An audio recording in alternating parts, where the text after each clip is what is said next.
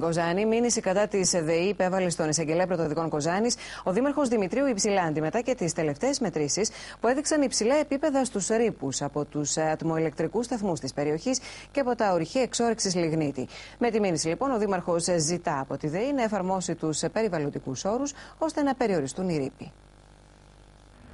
Την παρέμβαση του εισαγγελέα Κοζάνης για τις συνεχείς υπερβάσεις των ρήπων που εκπέμπονται από τα ορυχεία και τους ατμοελεκτρικούς σταθμούς της ΔΕΗ, ζητάμε μηνυτήρια αναφορά που υπέβαλε ο δήμαρχος Δημητρίου Υψηλάντη. Αφορμή αποτέλεσαν οι τελευταίες υπερβάσεις που είχαμε στην περιοχή μέσα στους μήνες Απρίλιο και Μάιο. Κατέθεσα μήνυση στον εισαγγελέα πλημμυρικών Κοζάνης και με αυτόν τον τρόπο, θέλοντας όχι να δείξω την αντιπαλότητα μας απέναντι στη ΔΕΗ, αλλά ότι πρέπει η ΔΕΗ να σεβαστεί και να σεβαστεί αυτόν τον τόπο, ο οποίος πρόσφερε και προσφέρει επί χρόνια. Νομίζω ότι εμείς δεν είμαστε αντίπαλοι της ΔΕΗ και αυτό πρέπει να το συνειδητοποιήσει και να το καταλάβει η ΔΕΗ. Τις ημέρες που οι υπερβάσεις των ρήπων χτυπούν το κόκκινο, η ατμόσφαιρα στο λεκανοπέδιο Κοζάνης στο Λεμέδας είναι αφόρητη για τους κατοίκους των οικισμών που βρίσκονται μια ανάσα από τα ατμοελεκτρικά εργοστάσια και τα ορυχεία εξόρυξης λιγνίτη της ΔΕΗ. Πλέον η κατάσταση είναι ανυπόφορη. Η ΔΕΗ δεν συμμορφώνεται, δυστυχώς δεν λαμβάνει τα πρέποντα μέτρα, με αποτέλεσμα η κατάσταση να είναι μη επιτρεπτή για τους κατοίκους εδώ της περιοχής.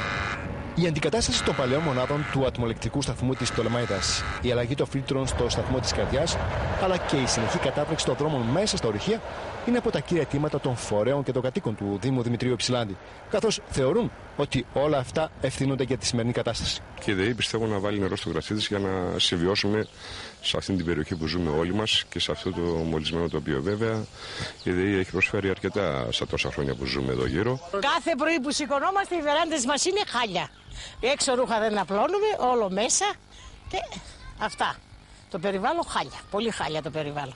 Εκτός από τη μηνυτήρια αναφορά του Δημάρχου του Δημητρίου Υψηλάντη, παρέμβαση για το θέμα των υπερβάσεων των ρήπων, είχαμε τελευταία και από τον Ομάρχη Κοζάνης, ο οποίος ζήτησε με έγγραφο από την επιχείρηση να περιορίσει την εκπομπή των ρήπων σε ημέρες όπου παρατηρείται το σχετικό φαινόμενο, αλλά και την αντικατάσταση των παλαιών μονάδων και των φίλτρων στους ατμοελεκτρικούς σταθμούς της περιοχής.